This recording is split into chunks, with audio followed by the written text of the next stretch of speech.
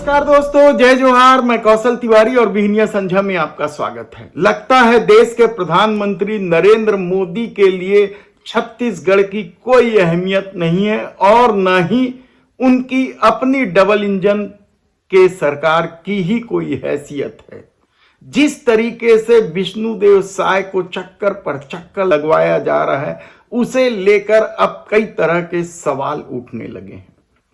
तो क्या छत्तीसगढ़ में डबल इंजन की सरकार सिर्फ अडानी के लिए चाहिए था? हसदेव जंगल को कटवाने के लिए चाहिए था या अडानी के पावर प्लांट के विस्तार के लिए ही चाहिए था? यह सवाल इसलिए उठ रहा है और अब इस सवाल के चलते विष्णुदेव साय की डबल इंजन की सरकार या तो रबड़ स्टैंप कहला रही है या रिमोट पर चलने वाली सरकार की संज्ञा दी जा रही है और समूचा विपक्ष इस मामले को तूल देने में लगा हुआ है। दरअसल छत्तीसगढ़ की उपेक्षा को लेकर पहला सवाल तो तब उठा था जब प्रधानमंत्री नरेंद्र मोदी ने कैबिनेट मंत्रियों का गठन किया था और उसमें छत्तीसगढ़ से केवल एक राज्य मंत्री बनाया गया, जबकि छत्तीसगढ़ से भी छोटे छोटे राज्य और कम सीट देने वाले राज्यों को कैबिनेट मंत्री मिला। यही नहीं, यह उपेक्षा का आरोप तो तब से लग रहा है जब नरेंद्र मोदी देश के प्रधानमंत्री बने और तभी से छत्तीसगढ़ को मंत्रिमंडल में कोई तवज्जो नहीं देने का आरोप लगता रहा है। और इस बार उम्मीद थी, क्योंकि राज्य गठन के बाद लगातार छत्तीसगढ़ 10 सीटें दे रहा है भारतीय जनता पार्टी को, इसलिए उम्मीद थी कि इस बार जिस तरीके से टिकट वितरण किया गया है, विजय बघेल को दूसरी बार टिकट दिया गया, संतोष पांडे को दूसरी बार टिकट दिया गया, के कद्दावर माने जाने वाले नेता बृजमोहन अग्रवाल को भी टिकट दिया गया था। उसके बाद उम्मीद थी कि इस बार छत्तीसगढ़ को जो भाजपा के राज में कैबिनेट मंत्री का सूखा पड़ा हुआ है वह हरा हो जाएगा, लेकिन सिर्फ एक राज्य मंत्री मिला। लेकिन अब जो सवाल उठ रहे हैं वह मंत्रिमंडल के विस्तार को लेकर है।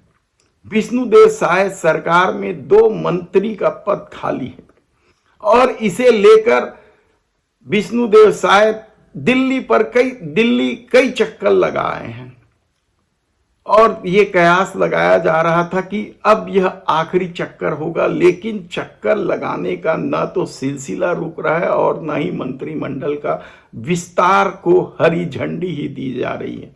हालांकि इस मामले को लेकर साय सरकार ने चुप्पी ओढ़ ली है और दिल्ली से लौटकर अपने मंत्रिमंडल की बात कहने की बजाय वे झारखंड के पूर्व मुख्यमंत्री हेमंत सोरेन के बयान को लेकर अपना भड़ास निकाला, कहा जाए तब भी गलत नहीं होगा। कहा जाता है कि हेमंत सोरेन ने जो बयान भाजपा के खिलाफ दिया था, मोदी सत्ता के खिलाफ दिया था, उसे काउंटर करने के लिए विष्णुदेव साय ने जो बयान दिया वह हैरान कर देने वाला है।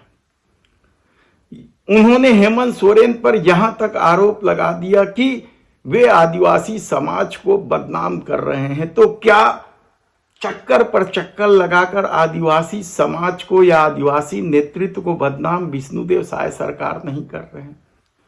आदिवासियों के हित को लेकर मोदी सरकार के कार्यों की गिनती करना शुरू कर दिए, लेकिन हकीकत तो यह है कि इस प्रदेश ने देखा है कि किस तरीके से आदिवासी दिवस के दिन ही भाजपा ने आदिवासी अध्यक्ष को हटा दिया था। 9 अगस्त को याद कीजिए आप, विधानसभा चुनाव के पहले, और अरुण साव को अध्यक्ष बनाया था।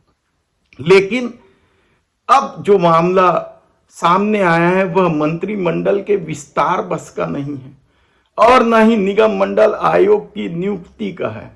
इसे लेकर पार्टी क्या सोचती है ये एक अलग मसला हो सकता है, क्योंकि लगातार विष्णुदेव साय दिल्ली का चक्कर लगा रहे हैं और कहा जा रहा है छोटी छोटी बातों के लिए उन्हें मोदी शाह से पूछना पड़ रहा है। और यही बात क्या अब छत्तीसगढ़ में बड़ा होने लगा है, क्योंकि कांग्रेस ने इस मुद्दे को जोर शोर से उठाया। उसके प्रवक्ता धनंजय सिंह ठाकुर ने तो इस मामले को लेकर यहां तक कह दिया कि रिमोट कंट्रोल में चलने वाली यह सरकार है। तो दूसरी तरफ पार्टी के भीतर भी असंतोष उभरने लगा है, क्योंकि सरकार बने 6 माह हो गए और मंत्रिमंडल के विस्तार की बात तो छोड़िए, निगम मंडल आयोग में नियुक्ति को लेकर भी अभी तक स्थिति स्पष्ट नहीं है। तब सवाल यह है कि क्या मोदी सरकार के लिए सचमुच छत्तीसगढ़ की सरकार का कोई मतलब नहीं है, कोई अहमियत नहीं रखता है? और उस छत्तीसगढ़ सरकार की अहमियत उतनी है जिससे परसाकोल ब्लॉक का विस्तार किया जा सके या अडानी पावर प्लांट का विस्तार किया जा सके। देखना है कि आने वाले दिनों में विष्णुदेव साय को और मंत्रिमंडल के विस्तार और निगम मंडल आयोग की नियुक्ति के लिए कितने चक्कर काटने पड़ेंगे। धन्यवाद।